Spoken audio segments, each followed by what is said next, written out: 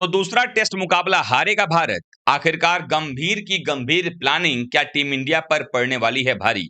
आखिरकार हम ऐसा क्यों कह रहे हैं, क्योंकि भारतीय टीम जिस तरीके से क्रिकेट खेल रही है और जो हालिया प्रदर्शन टीम इंडिया का रह रहा है, पहला टेस्ट मुकाबला हम गंवा चुके हैं।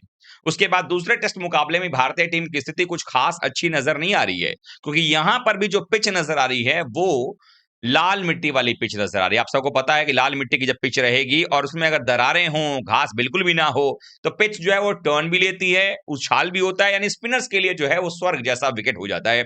और भारतीय टीम की जो हालत है पिछले कुछ सालों में क्रिकेट खेलने की, स्पिन खेलने की अपने घर में, हम भारतीय शेर ढेर होते चले जा रहे हैं और नतीजा ऐसा हो जा रहा है जो टीम इंडिया के लिए परेशानियां क्रिएट कर रहा है और टीम इंडिया के लिए मुश्किलें लगातार बढ़ाता चला जा रहा है। अब सवाल ये बन रहा है कि आखिरकार टीम इंडिया अगर इस तरीके से परफॉर्मेंस कर रही है तो फिर आगे कैसे हम मान लें कि भारतीय टीम में मैच जीत जाएगी।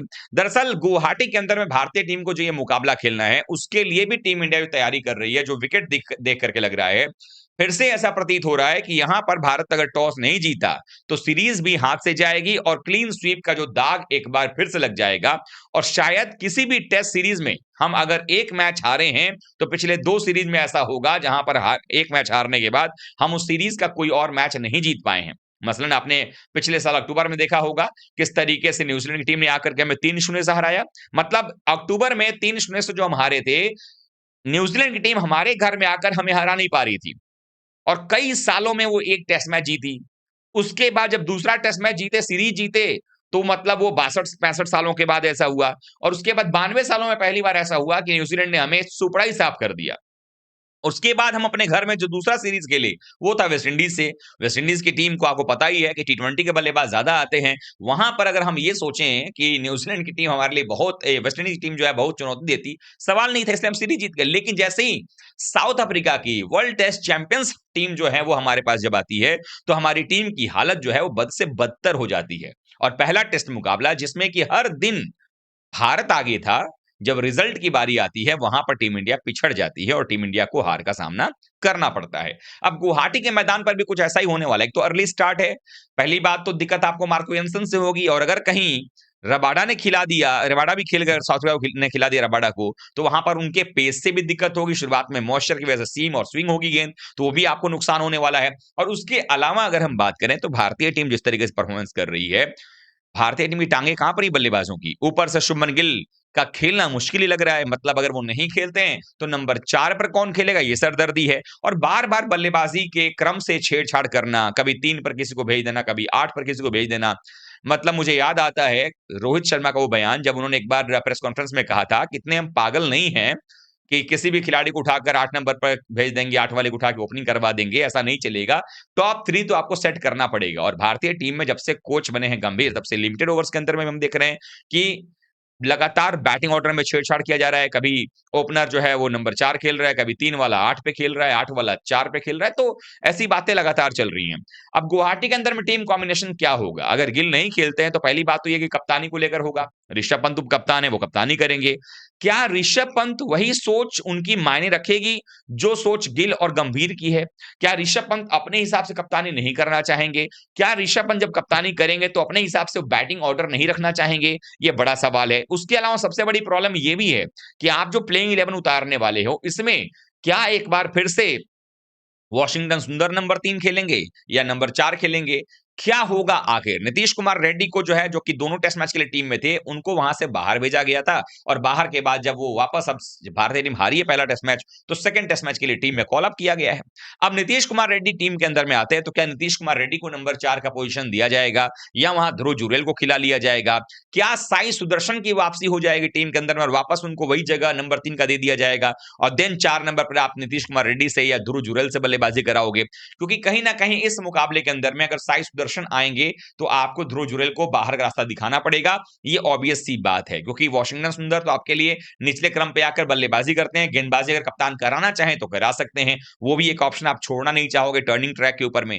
और शुभमन गिल कप्तान है नहीं, तो आपको वो भी चाहिए कि भाई एक ऐसा कप्तान जो कि है ऋषभ पंत, वो अपने बॉलर्स को रोटेट भी अच्छे से करना जानते हैं। हमने सेकंड इनिंग में उनकी कप्तानी भी देखी, काफी अच्छी कप्तानी रही।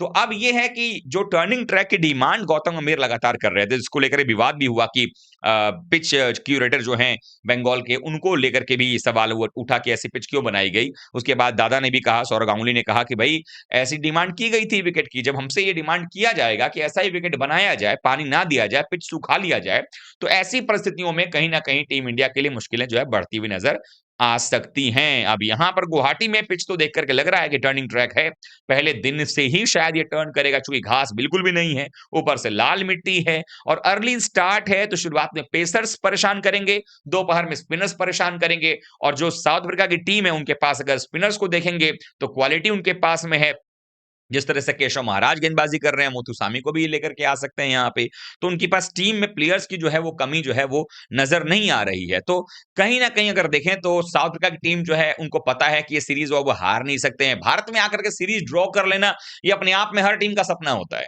लेकिन ये सपना तो उनका सीरीज शुरू होते ही पूरा हो गया है, क्योंकि ड्रॉ तो हो करके रहेगा सीरीज ये अगर भारत जीतेगा तो। लेकिन अगर उनके पास मौका है कि भाई अगर वो लास्ट मैच जीतेंगे ना, तो कहते हैं ना एक पर एक फ्री, तो वो लास्ट मैच जैसे ही जीतेंगे वो सीरीज ना सिर्फ 2-0 से जीत जाएंगे, बल्कि वो इसके साथ ही साथ जो है वो सीरीज जीतने के अलावा 2-0 से क्लीन स्वीप भी टीम इंडिया कर देंगे। अभी सबसे बड़ा सवाल यही है कि भारतीय टीम का क्या गंभीर की कोचिंग में लगातार ये दूसरा क्लीन स्वीप होगा जिस सीरीज के अंदर में हमने कोई मैच गंवाया हो, क्योंकि वेस्टइंडीज के खिलाफ तो हमने मैच गंवाया ही नहीं है, न्यूजीलैंड के खिलाफ हमने एक मैच गंवाया पहला, उसके बाद हम दोनों मैच हार गए, उसके बाद यहां पर हम पहला मैच गंवाए हैं कोलकाता में, तो क्या गुवाहाटी में बिहार का सामना करना पड़ेगा। लेकिन प्लानिंग्स जो है वो सही करनी पड़ेगी। गिल खेलेंगे नहीं खेलेंगे ये मैच से पहले डिसाइड किया जाएगा, लेकिन खेलते हैं तो क्या वो 100% फिट है, ये सबसे बड़ा सवाल है। अगर फिट नहीं है देन ये सबसे बड़ी मुश्किल जो है वो भारतीय टीम के लिए होने वाली है, क्योंकि अगर वो नहीं है तो नंबर 4 का एक सॉलिड बल्लेबाज जो कि अच्छी बल्लेबाजी करते हैं, स्पिन अच्छा खेलते हैं, वो आपके पास में नहीं होने वाला है। तो आपको कहीं ना कहीं मेकशिफ्ट नंबर 4 तैयार करना पड़ेगा अचानक से, और पहले ही मैच के अंदर में साई सुदर्शन को ना खिलाना और फिर वो अचानक से इस टीम में मुकाबले में लेकर के आना, क्या सुदर्शन एडजस्ट कर पाएंगे, ये सबसे बड़ा सवाल बन रहा है। तो अब देखना होगा कि जब दूसरा टेस्ट मुकाबला गुवाहाटी के अंदर में शुरू होगा, मैं आपको बता दूं एक बार फिर से कि गुवाहाटी में जो मुकाबला होगा वो पहला सत्र जो है वो 9 बजे से लेकर के 11 बजे तक होगा, 20 मिनट का टी ब्रेक होगा, और उसके बाद 11:20 से लेकर के 1:20 के बीच में आपका 2 घंटे का सत्र होगा, फिर 40 मिनट का जो है वो लंच ब्रेक लिया जाएगा, फिर 2 बजे से लेकर के 4 बजे तक का आखिरी सत्र खेला जाएगा, और अगर जरूरत पड़ी 90 ओवर अगर पूरे नहीं होते हैं तो आधे घंटे का एक्सटेंडेड खेल जो है वो होगा, यानी कि 4:30 बजे तक आखिरी गेंद जो है वो डाली जा सकती है। हालांकि आधे घंटे बढ़ाने के बाद भी ऐसा लगता नहीं है कि किसी प्रकार से अब ओवर्स पूरे हो पा रहे हैं। तो ऐसे में सवाल यही बनता है कि क्या होने वाला है, भारतीय टीम क्या करने वाली है, और सबसे बड़ा सवाल क्या टीम इंडिया टॉस जीतेगी, टॉस जीतेगी तो मैच भी टीम इंडिया जीत पाएगी। आप लोग क्या सोचते हैं कमेंट कीजिएगा, और हाँ आप लोग ये भी बताइएगा कि क्या आप लोग वनडे मैचेस के लिए भी एक्साइटेड हो रहे हैं, क्योंकि 30 नवंबर से वनडे सीरीज की शुरुआत होगी, रोहित और विराट की वापसी हो रही है, और वहां पर भी एक सवाल बन रहा है, गिल अगर नहीं खेले तो केएल कप्तानी करेंगे या ऋषभ पंत कप्तानी करेंगे, क्या ऋषभ पंत सीधे बतौर कप्तान टीम में वापसी करेंगे, क्योंकि उप कप्तान अय्यर तो ऑलरेडी रूल्ड आउट हो चुके हैं सीरीज से, वो इस सीरीज का हिस्सा नहीं होने वाले हैं। तो ऐसे में अगर गिल भी नहीं खेलते हैं तो फिर कप्तानी क्या ऋषभ पंत करेंगे, ये बड़ा सवाल है। आप लोग क्या सोचते हैं किसको करना चाहिए कप्तानी, और इस टेस्ट मैच पर आपकी क्या राय है, कमेंट कीजिएगा। वीडियो देखने के लिए बहुत बहुत धन्यवाद।